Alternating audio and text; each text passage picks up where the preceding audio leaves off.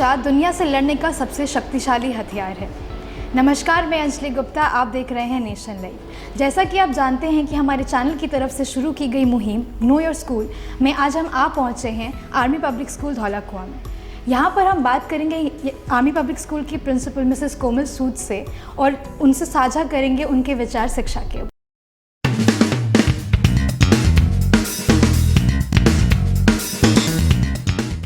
Welcome ma'am. Thank you very much. Ma'am, सबसे पहला सवाल हम जानना चाहेंगे आर्मी पब्लिक स्कूल धौला कुआं के बारे में।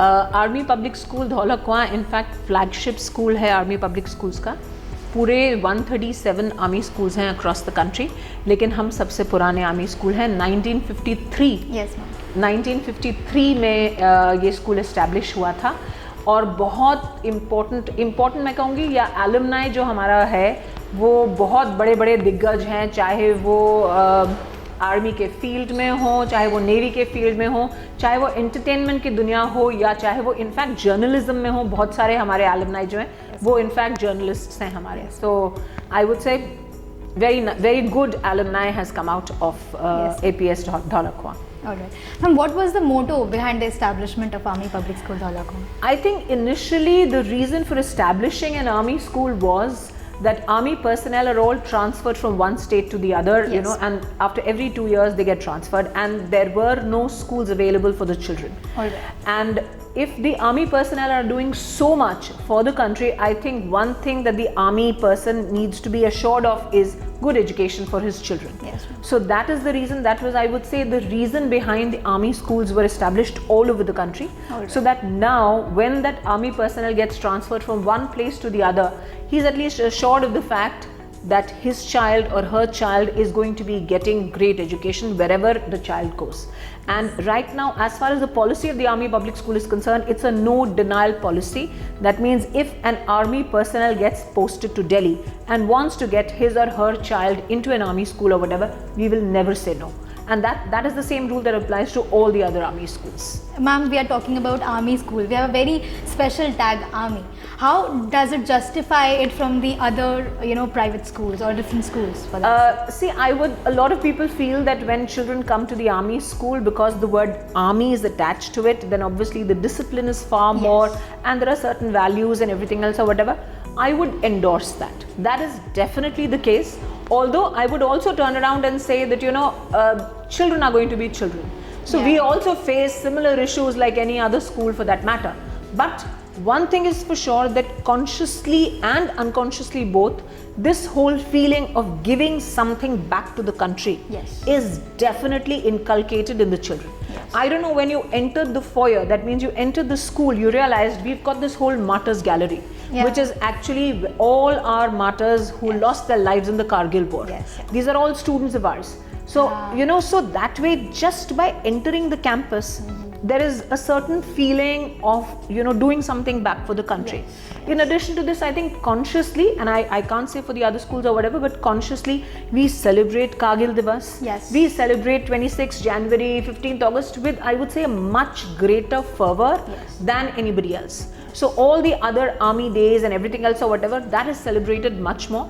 Plus, we also get a lot of people from the army, and not just the army, I would say from the armed forces as such or whatever, whether it's the Navy or any, even the Air Force, to come and speak to our children, because we'd like to motivate our children, to join the armed forces. So that is definitely the case. So I would say that would be a differentiating factor.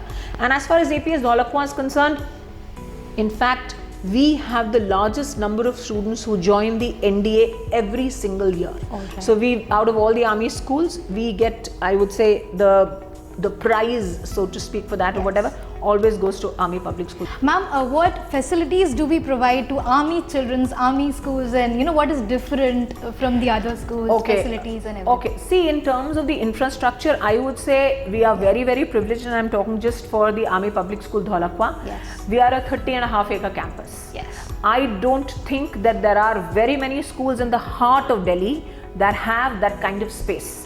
A lot of schools in Delhi don't have that kind of space, and if they have it outside, whether they'll have it in Faridabad or they'll have it in Gurgaon or they'll have it in Noida or whatever, because that's where the space is. But because we are a 1953-year-old school, I think at that point of time Delhi was इतना मतलब भरा हुआ नहीं था जितना अब है या whatever, so land was easily available. So therefore we are a very large school. So in terms of sports facilities, you know, you talk about labs, you talk about everything else or whatever, we have all kinds of facilities.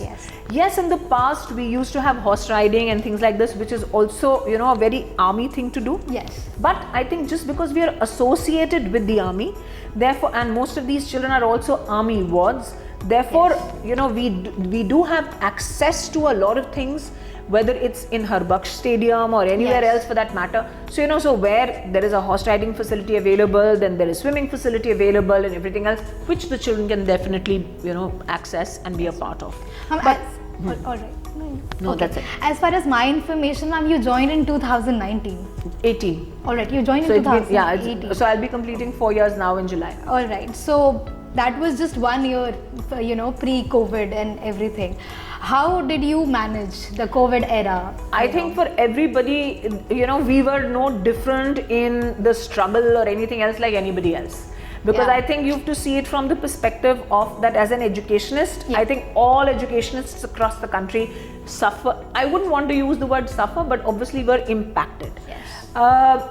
Maybe from the children's perspective, I can definitely say they were a little different from the others. Reason being that, you know, in our case, I would say about 30% of the children stay away from their fathers.